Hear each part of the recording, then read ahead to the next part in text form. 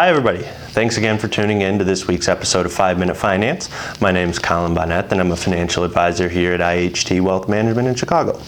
So, for this week's topic, I'd like to talk about mutual funds, and let's not waste any time. Let's jump right into things. So, first, mutual funds are a popular investment option, especially in a lot of, almost all 401k plans have some type of mutual fund option.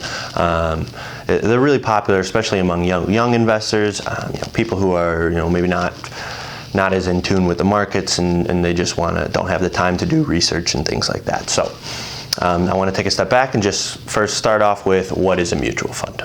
Right, so mutual fund, technically speaking, is what's called a pooled investment vehicle, and all that means is they'll raise a lot of money from various investors like you and I.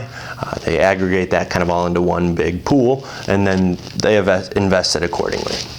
Right, so I want to use an example as always, and just try to put it into regular everyday terms. So let's say I'm going to start my mutual fund, and I'm going to call it the ABC Technology Fund, right?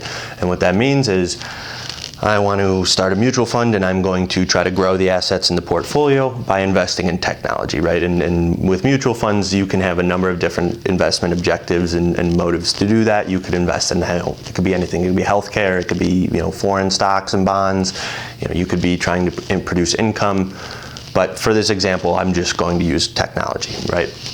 So let's say I've raised $1 million, which most mutual funds are much larger, but I want to keep the numbers small just for easy math. So let's say I have $1 million, 1,000 shares outstanding, and I am the fund manager, right? So we've collected that $1 million from various investors, and I've put together a portfolio of different technology stocks that I think are poised for good growth, right?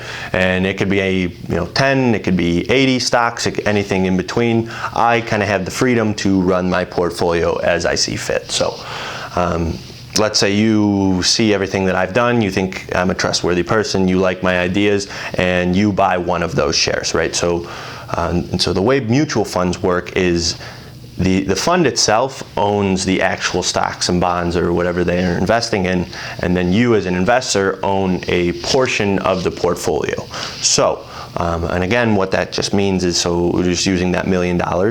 Let's say it goes from 1 million to 1.1, right? That's a 10% increase. So you, just as a shareholder, your shares would increase in value by 10%, right? So, but let's say within that portfolio, one of the stocks bounced, and went up 30%, but there was a couple others that went down 5 or 10%. You won't see kind of those, those individual stocks ups and downs. You get a portion of the portfolio as a whole, and that's I'll get into it in a little bit, but that's part of the reason that people use mutual funds, right? So just to list those three reasons, probably the biggest reason that people use mutual funds is it's not a huge capital commitment, right? So let's say you're on just a plan that you're saving $500 a month that you're going to put aside, and you want to get invested in the stock market. So with that, maybe your favorite stock might cost $1,500 to buy that stock. So rather than, in theory, you would have to wait 3 months, save up that $1,500 and buy that stock. That's not really efficient, and it just doesn't work for most investors. So let's say rather than that, my technology company has that as a holding, right? Your favorite stock, that $1,500 price tag, is one of my holdings. So rather than waiting 3 months and then buying, every month you give me $500 and you get access to that favorite stock and a number of others, right? Which leads me to my second point of why people use these is it's called diversification. Is mutual funds, generally speaking, provide diversification within whatever goal there is. So in this example, it's the technology fund. You would have a diversified technology portfolio. If it's a U.S., a growth fund, you would have a diversified growth portfolio.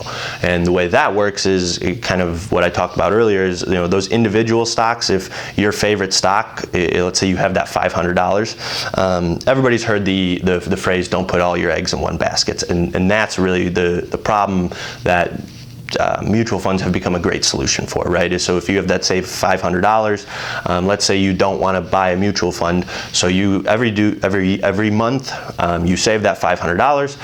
You go through in one whole calendar year, and by the end of it, you have your account is $6,000, and you have 4 shares of that stock. let's say that company, something happens, there's a fire, stock goes down 10%, your whole account is down 10%. Whereas if you would have invested in a mutual fund, if that holding is down 10%, that might only affect maybe not even 1% of your portfolio. So that's where diversification really comes into play. So kind of that volatility is a lot lessened, and you just get the general trajectory of that portfolio.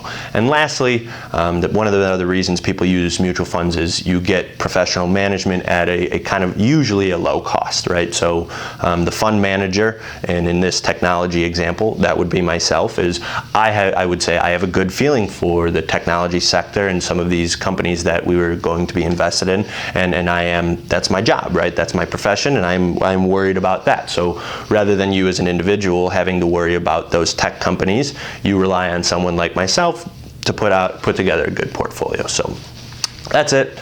That's the gist of a mutual fund and kind of how things work. As always, if you guys have any questions, comments, any topics to touch on in future videos, leave them in the comments below. And thanks for tuning in.